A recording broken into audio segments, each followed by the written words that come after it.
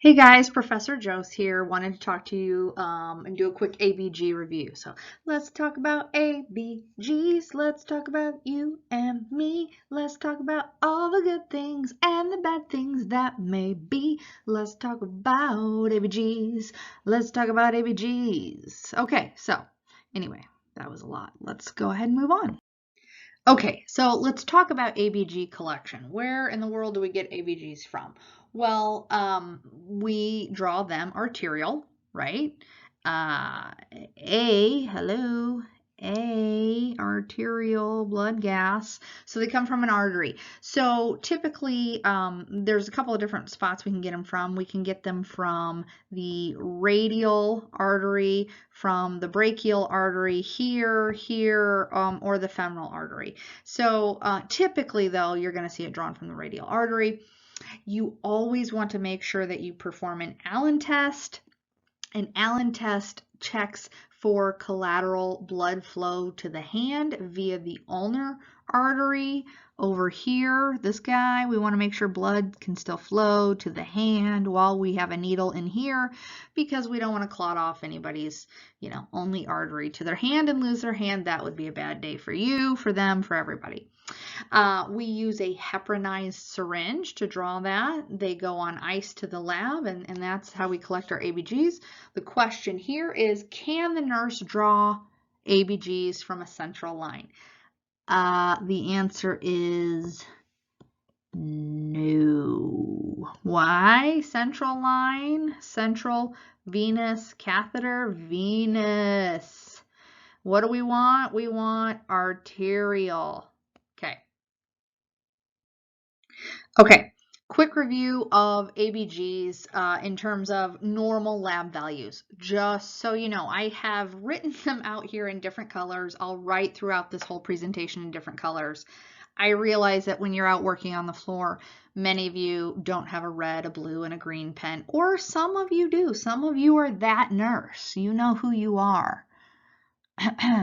Anyway, so PaO2 or PaO2, 80 to 100, this is the amount of oxygen in the blood, okay? This is the most important number on the ABG. This tells us if the patient's hypoxic or not. Hello, that's major news, okay?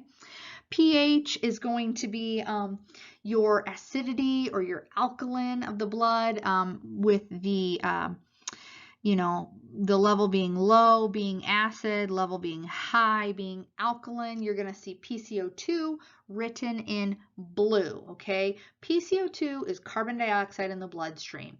And come hell or high water, till death do us part, forever and ever, when you see PCO2 or carbon dioxide, God help me, I want you to think about the lungs, okay?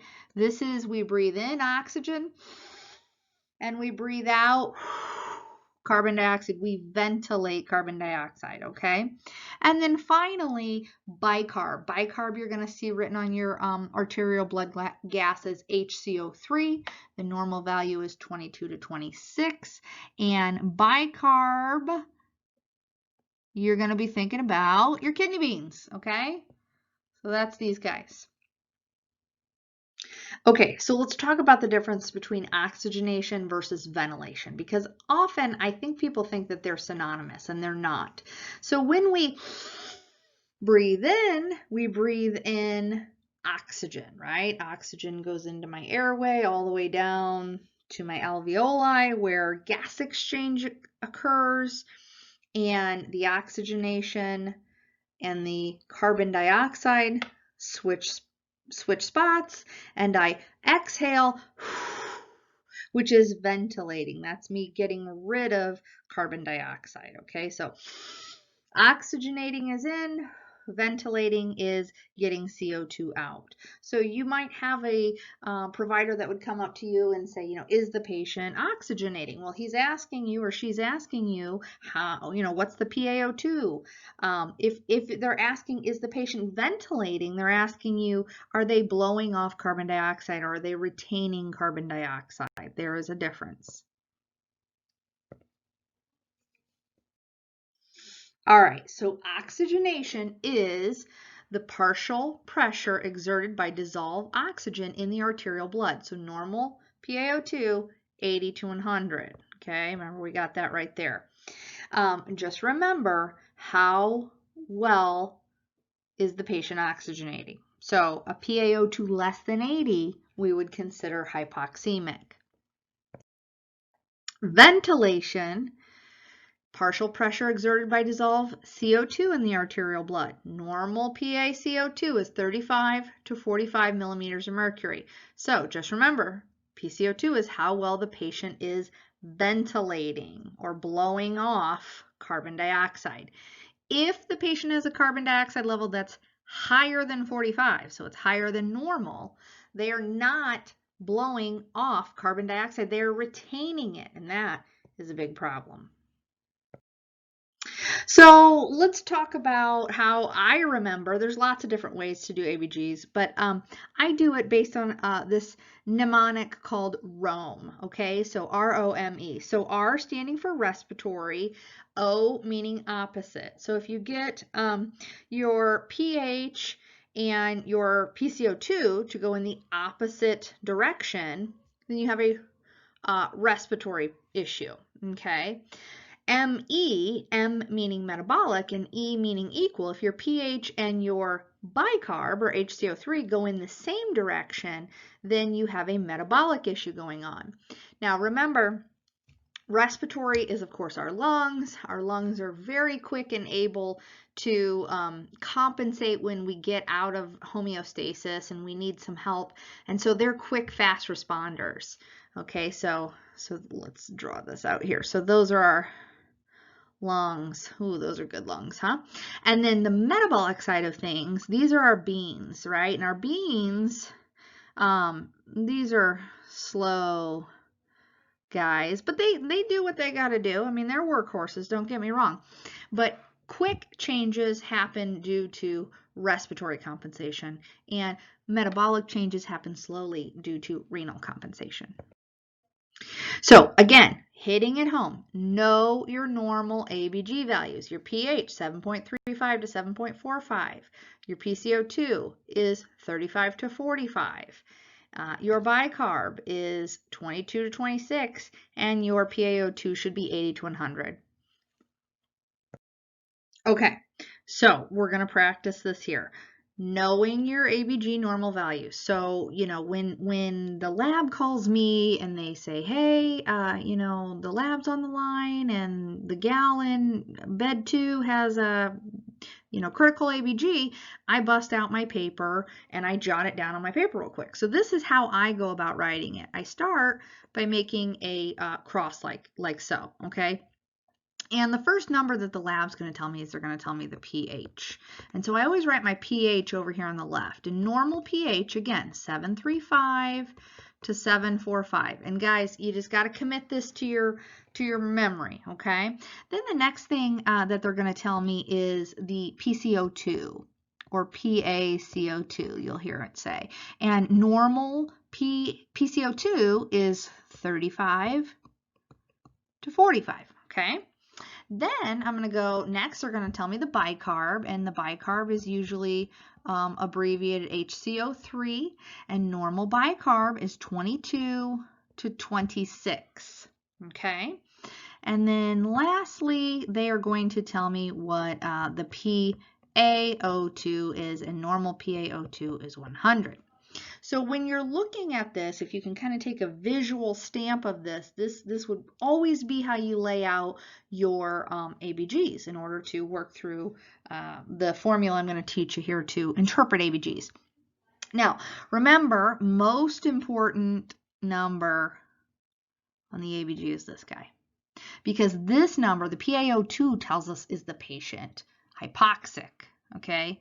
If you're hypoxic, you're in a hell of a bit of trouble. Okay, this side, let me turn my wand on here, right here, this side is what we would call our respiratory side, okay? I'm going to draw that in blue. This side has to do with the lungs. Let me draw some lungs here. I'm kind of a terrible drawer. Okay, those are the lungs, all right? Now this side, the top, has to do with our bicarb. What's our bicarb have to do with? Kidney beans. Okay, so these are our kidneys. This is going to tell us kidneys mean metabolic, and PaCO2 down here means respiratory. Okay, so let's move on. Okay, so let's do an example. Here's an example. So the lab calls me and they say, hey, Melissa, you got an abnormal lab. Your pH is 7.5. Your PCO2 is 32. Your bicarb is 23. And your PaO2 is 78. Okay, fine. So most important number on the ABG is PaO2. Right there. And this is actually less than 80, so this patient is hypoxic. So that's the biggest problem we got going on right here. Okay. So now let's look at the pH. All right. The pH 7.5. Remember what normal was? 735 to 745. So this is high. Okay. So we're going to put an arrow up. Then we're going to look at our PCO2. So our PCO2 is 32 and normal is 35 to 45. So high or low, that is low. Next, we're going to look at our bicarb. Normal bicarb is 22 to 26. This is within normal range. We're going to put an N there for normal. So then we look, we think back to our mnemonic. Remember, Rome, okay? Respiratory goes opposite, metabolic is equal. So if we look over here on the respiratory side of the cross, these go in the opposite direction. Respiratory, opposite. Respiratory, opposite. So this is actually going to be a respiratory. And is this alkalosis or acidosis? Well, it's elevated, so that's alkalosis. Okay, this is a respiratory alkalosis. So let's think about respiratory alkalosis. Respiratory alkalosis essentially means that your PCO2 is low.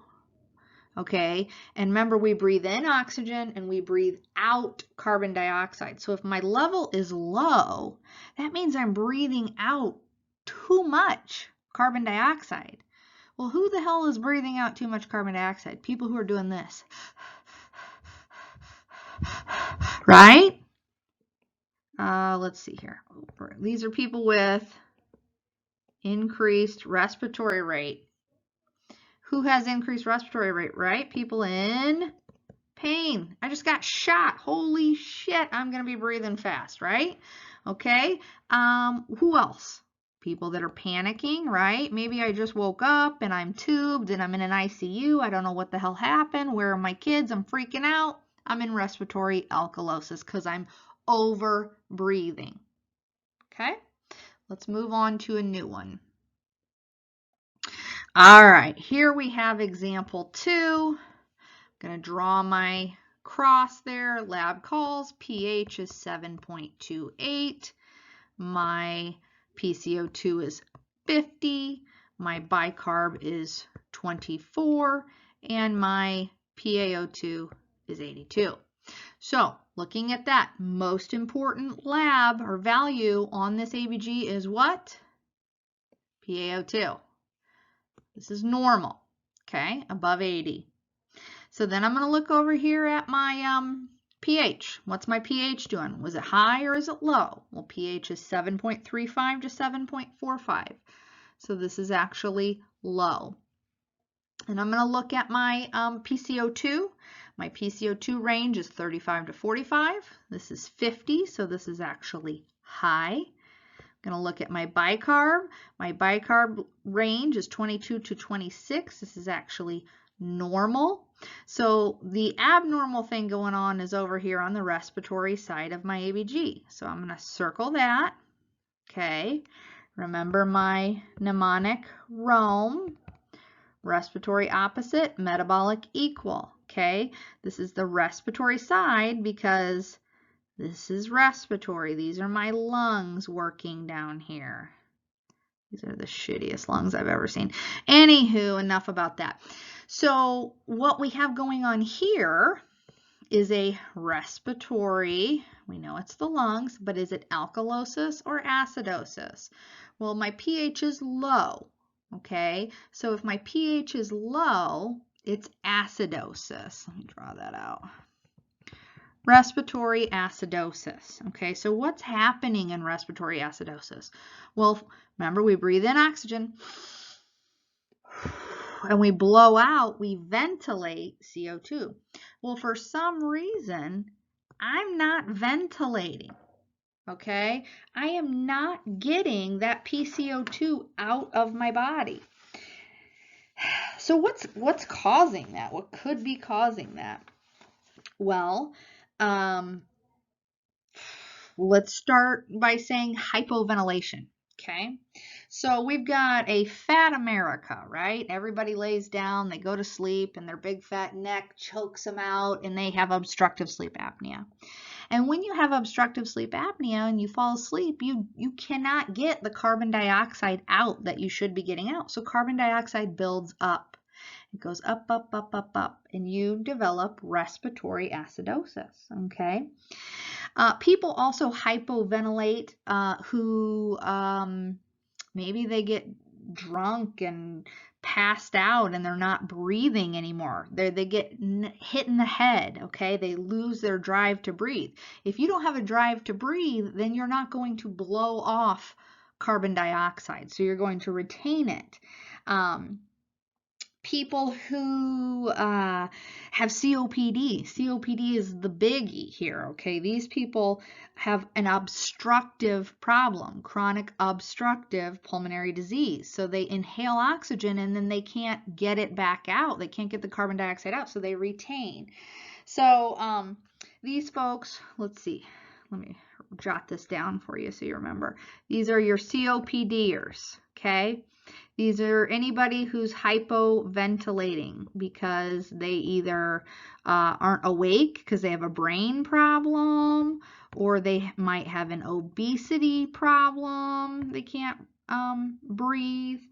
And other things that might cause this would be like, let's say pneumonia. Say you've got a chunk of pneumonia down in one of your lobes, and where the alveoli are, you're not getting that gas exchange. So you've got carbon dioxide in your body that builds up, but then it's not being released back into your lungs to be breathed out. So you are retaining. You're retaining carbon dioxide causes respiratory alkalosis. All right, let's do example number 3. Again, I'm going to draw my cross. My pH is 7.3. My PCO2 is 36. My bicarb is 18. And my PaO2 is 96. So, most important number on the ABG is PaO2. This is greater than 80. So, this is good. Okay? Let's look over at our pH. Our pH is 7.3. Is that high or is it low? Well, it's low. We're going to look at our PCO2. Normal is 35 to 45, so that's normal. Look at your bicarb. Normal, remember, 22 to 26, so that's low. Okay, so let's remember mnemonic, Rome, okay? Respiratory opposite direction, metabolic equal, same direction. So we know over here that this is normal. So this is not the problem, but these go in the same direction. These go equal, we call this. So this is a metabolic problem, okay? So remember, what causes metabolic issues? Our kidney beans, okay? And so we're going to call this a metabolic because it's kidney. And is it an acidosis or an alkalosis? Remember, acidosis is low. So this is a metabolic acidosis. All right, so what causes acidosis? Well, lots of things, okay? I don't know if you think about some medical conditions that have the word acid in them. I got a big one for you right here, DKA, diabetic ketoacidosis. So this is a buildup, okay, of acid in the blood, and that's going to cause your pH to be low, okay? So diabetic ketoacidosis. There's also lactic acidosis. Everybody remember that one? And then finally, things like alcohol abuse or perhaps aspirin abuse. Those are all things that can lead to metabolic acidosis. Okay, so let's do one more ABG. Here we go. Example number 4. Draw my cross. The lab calls. I've got a pH of 749. I have a PCO2 of 39. I have a bicarb of 29. A lot of 9s going on here.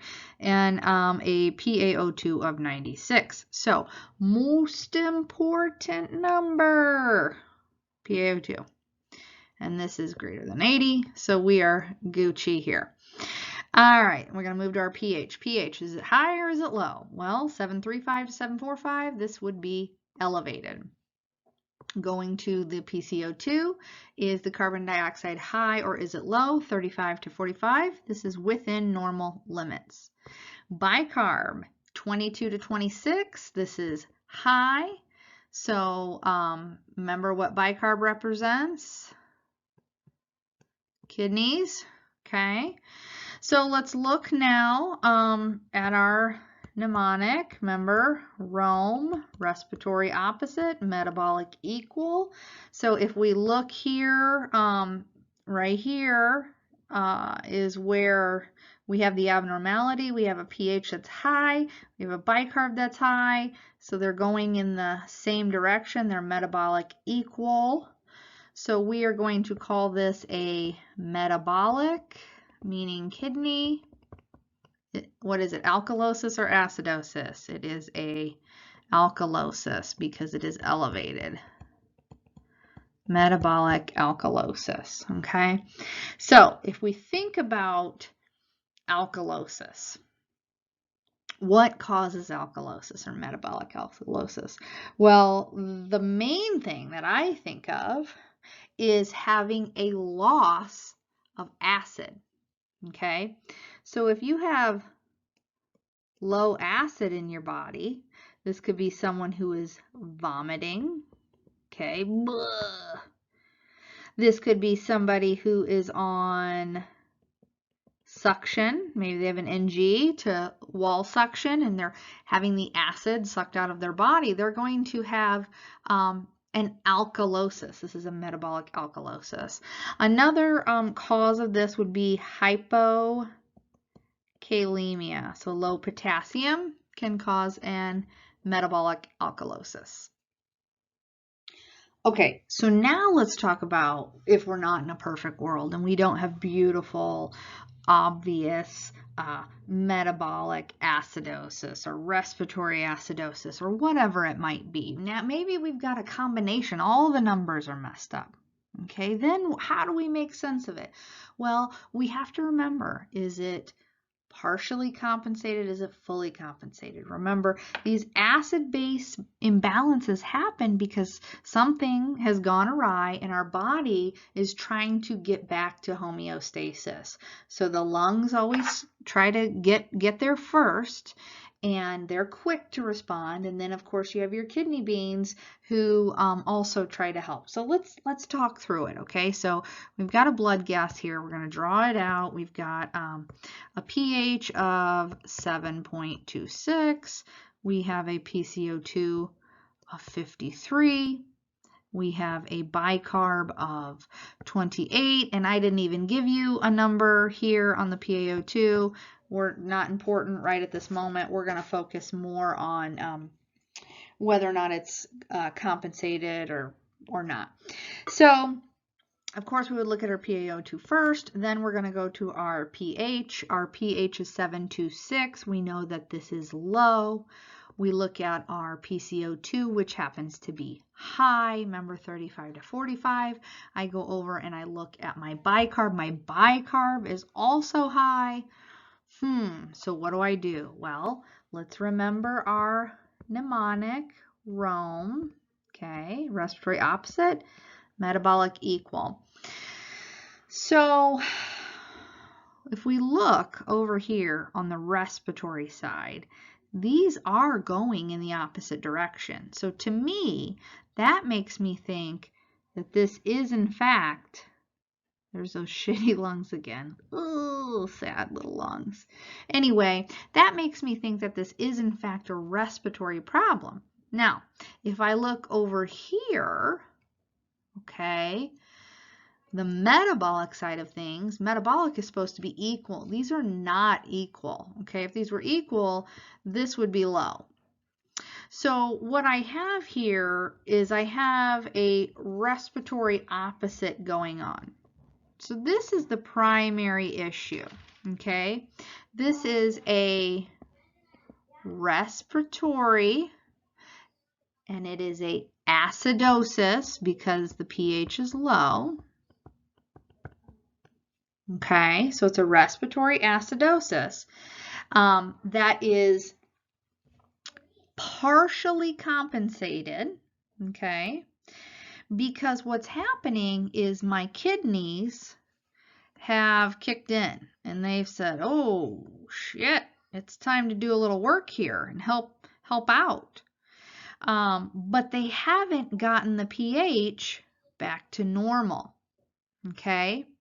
So if my pH were back to normal, which is 7.35 to 7.45, and both of these numbers were abnormal, we call that fully compensated respiratory acidosis. But this is not back to normal. This pH is still abnormal. So this is a partially compensated respiratory acidosis. I'm going to write it down. Partially compensated respiratory acidosis.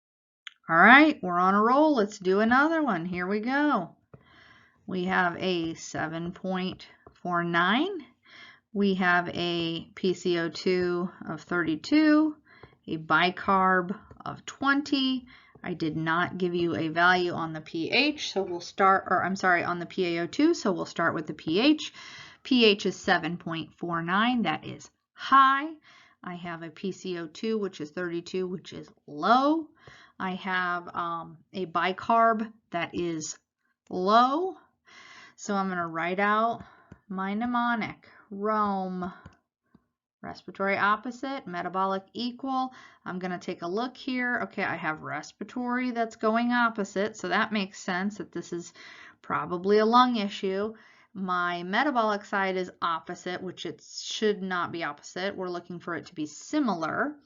So what's happening here is a lung issue. We are going to call this a respiratory, and this is alkalosis, okay? Respiratory alkalosis. And my pH is abnormal. Okay, so my kidneys have kicked in, my lungs have kicked in, but my pH is still out of whack. So it's partially compensated. What makes it fully compensated is if my pH is normal. Okay, so this is a partially compensated respiratory alkalosis. Let's do it again. I have a pH of 7.36, a PCO2 of 53, a bicarb of 30, and no one gives a rip about my PaO2 today. So pH is high or low? It's normal. Okay, I'm going to give it an N for normal, within normal limits. My bicarb is high. It is greater than 45. My bicarb is high also. It's 30, should be between 22 and 26. So if I look at my respiratory opposite, metabolic equal, if I look here, what? This is, how do I do this if my pH is normal? Well, what you're going to do is you're going to look at your pH. Yes, it's normal, but is it high normal or is it low normal? Well, this is very close to 735, so we're going to call this low normal. Okay, see what I did there? Now all of a sudden, when I'm looking at it, this looks like a respiratory problem and not a kidney problem. If it were a kidney problem, these would go in the same direction. If it were a respiratory problem, it would go in the opposite direction. So this is, in fact, a respiratory acidosis, we're going to call it, because it's closer to acid than alkaline. Respiratory acidosis. That is, remember, this is normal, and normal means it's fully compensated. So if these two are abnormal and this is normal, you are fully compensated. So this is, in fact, a fully compensated respiratory acidosis. And we'll do one more. All right. Here we go. pH is 7.44. PCO2 is 50. Bicarb is 32. And no one gives a rip. So what's going on with my pH? 7.35 to 7.45. This is normal. PCO2 is high. Bicarb is also high. Ooh, what do we got? Okay, so again, this, I don't want to do that. Is it going to go away? Okay. We want to see, this is normal. And these are abnormal. So we know right off the bat, whatever's going on, it's fully compensated. But is this high or is it low? High normal or low normal? Well, this is pretty close to alkaline. So we're going to call it high normal. So if we look at that, these two right here are going in the same direction, which is not a respiratory issue. These going in the same direction are a metabolic issue. Okay, so these are the kidney beans. So whatever is happening here is a metabolic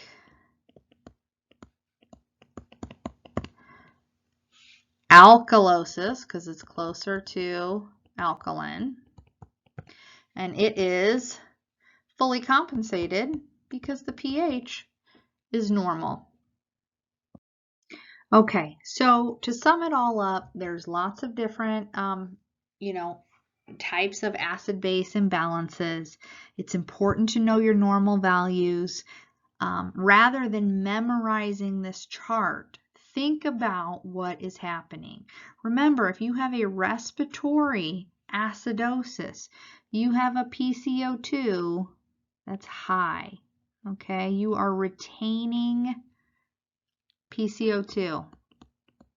And remember, those are people who their central nervous system is depressed, could because they overdosed on drugs, they just got out of surgery, they've had a trauma, they have COPD, they have respiratory depression, okay? Signs of that is going to be mental cloudiness, confusion, unconsciousness. These are people who need Narcan, okay? Respiratory alkalosis, on the other end, is going to be a pH that's high with a low PCO2. So again, these are people that are breathing too fast. Remember? They're in pain. They're anxious. They woke up in an ICU. They're freaking out, okay? These people are going to feel lightheaded. They're going to have numbness and tingling. Then you've got metabolic acidosis, okay? So again, when we're talking about metabolic, we're talking about our bicarb. And if we have metabolic acidosis, we have low bicarb levels, okay? Well, what causes bicarb levels to be low? Well, having too much acid, okay? So things like diabetic ketoacidosis, lactic acidosis, renal failure. If your kidneys don't work, you're going to develop acidosis. If you're having diarrhea or you have hyperkalemia. Okay, these people are going to have headaches, confusion, drowsiness. They're going to have increased respiratory rate. So that's what's going on there. On the opposite end here, on a metabolic alkalosis, remember your bicarb will be high. Okay, so you've got high HCO3. So that means you either have too much base or too little acid. So too little acid, these are your people who are vomiting. They have suction, their NGs to low intermittent wall, or they're hypokalemic. Diuretics will do it too because of the hypokalemia. Too much base is going to be people who are like chomping on antacids all the time, and or people who get administration of sodium bicarb. That will cause your bicarb level to go up. These people are going to have respiratory depression. They're going to have decreased calcium ionization, so they too will have dizziness, tingling in the fingers and toes. So that's it, guys. That is ABGs. That took a little bit longer than I was thinking, but I hope it helped.